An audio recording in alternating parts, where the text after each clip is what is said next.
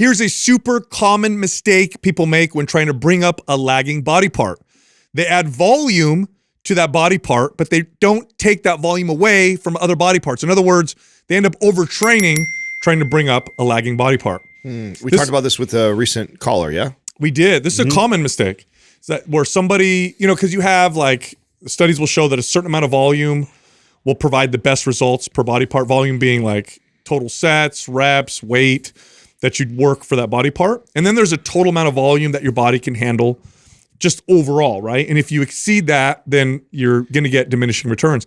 And a big mistake people make is they say, oh, I want to bring up my glutes, so let me just add 10 sets of that. But they don't take those 10 sets from other body parts. They just throw it on top of their already, hard workout, and they end up overtraining their bodies because they're just adding too much total volume.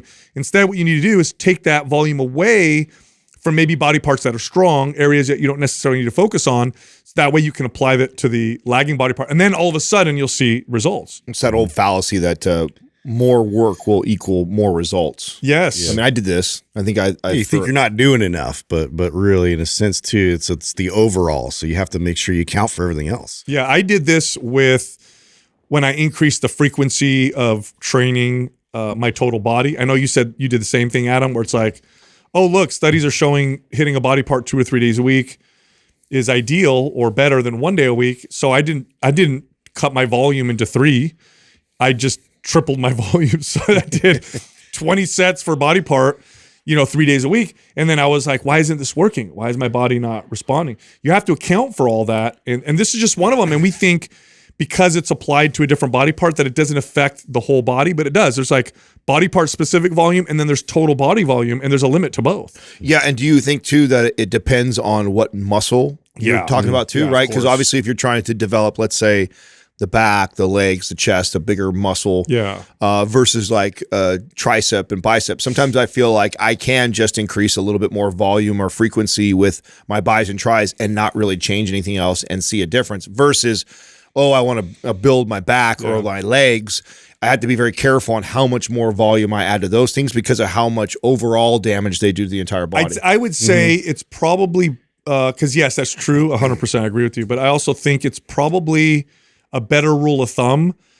Instead of looking at body parts, I'll look at exercises. So some exercises cause more challenges or damage, if you will, to the body. For example, quads are a big muscle group, okay? Adding extra sets of squats is going to have way different impact than adding like some leg extensions, right? Biceps are a small body part, but let's say somebody listened to our episode where we talked about doing supinated grip, curl grip pull-ups for the biceps. That would add a way more damage to the body than just concentration curls or something like that. So I think you got to look at the total exercises. And that's, I'm glad you brought that up, Adam, because if you take volume away from other body parts, but it's like, okay, I'm not going to do cable flies. I'm not going to do rear flies. I'm not, all these little exercises. And then I'm going to throw extra deadlifts in and extra squats in. Yeah. Well, that's not really an equivalent trade. You want to take volume from other body parts and apply it to the lagging body parts, but the exercises need to be pretty close and similar. Otherwise, a few sets of curls traded for squats, it's not really an equal trade. You might get same total sets, but deadlifts is going to hammer your body way more than curls. Yeah, example. I wonder who's most guilty for this. I just see like so much emphasis on butt training as of late over the last few years, and just like I never see scaling the rest of the workouts. It's just like an overabundance of adding, more glute exercise, based exercises to just like add on top of everything else that's going on. Yeah, but I see mostly when they do that, it's there are a lot of isolation stuff, kickbacks, donkey pee, like shit stuff. Like that. All that stuff that's not really making a big difference volume. Or trying to make every exercise, like every lower body exercise, a glute exercise. Yeah.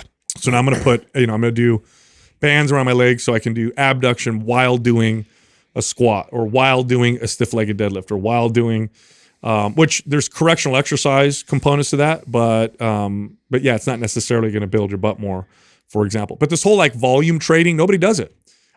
Most people, I'd say probably 80 to 90% of people who try to bring up a lagging body part do not subtract volume from other areas to add it to lagging body part. They just add volume. Also recognize there's a massive individual variance. Some people can handle a little bit more volume. Some people are going to be very sensitive to that. It reminds me of, and I feel like we should address the conversation that happened in the forum in regards to the Q&A or the live caller we had.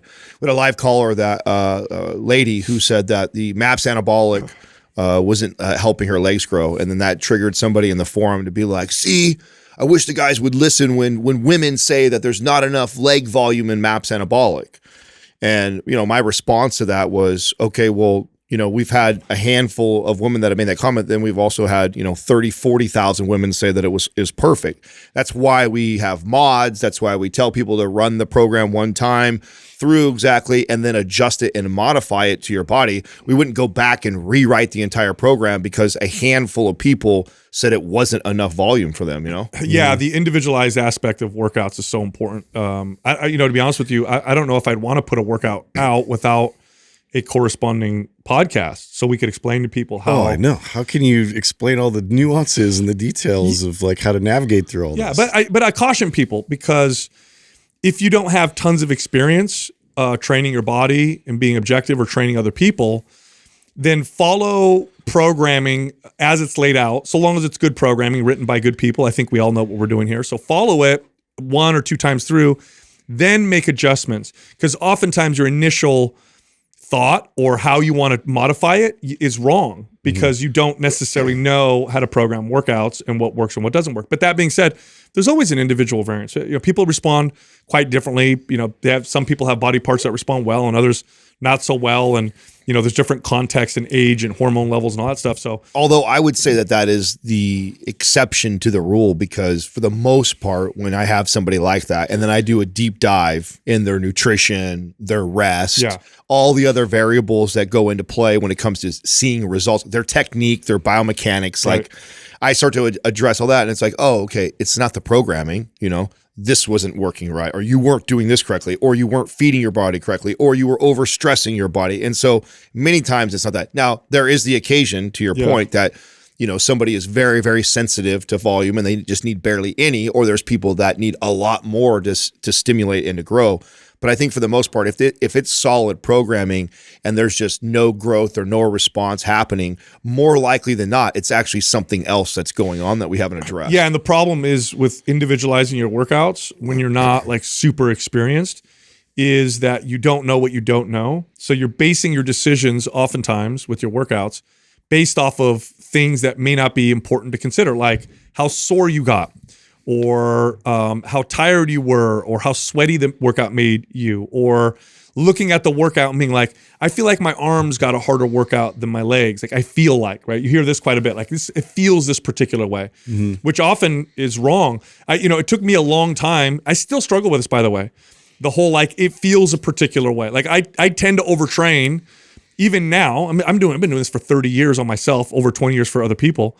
I still will oftentimes overtrain because of the feel part. Like, oh, I feel like I could do more. I feel like I should, feel more fatigued or whatever. And I end up slowly inching towards doing more and more and more, only until the signals get so loud that I'm like, okay, I got to take some time off. And oh, look, it's working again. Oops, this is. So for somebody who doesn't have that experience, I can only imagine what they're going to end up doing. And if you allow people with minimal experience if I let my clients who've worked out for a year modify their workouts, oh my God, the workouts would have looked ridiculous. I would have been like, why are you doing all these bicep exercises, or why do I don't get sore in my shoulders. That's why I'm doing 15 sets for shoulders and 2 sets for everything else. Well, the comments in the forum came from 2 trainers. And so I think that was is that they believe that they know better. Sure. And so, which is fine. That's when you start to modify. Yeah, no, that was also part of my point. It's like, listen, if you know it's not, then add the volume. If you know what you're doing and you're a trainer and you feel like you know better, then add the volume. Although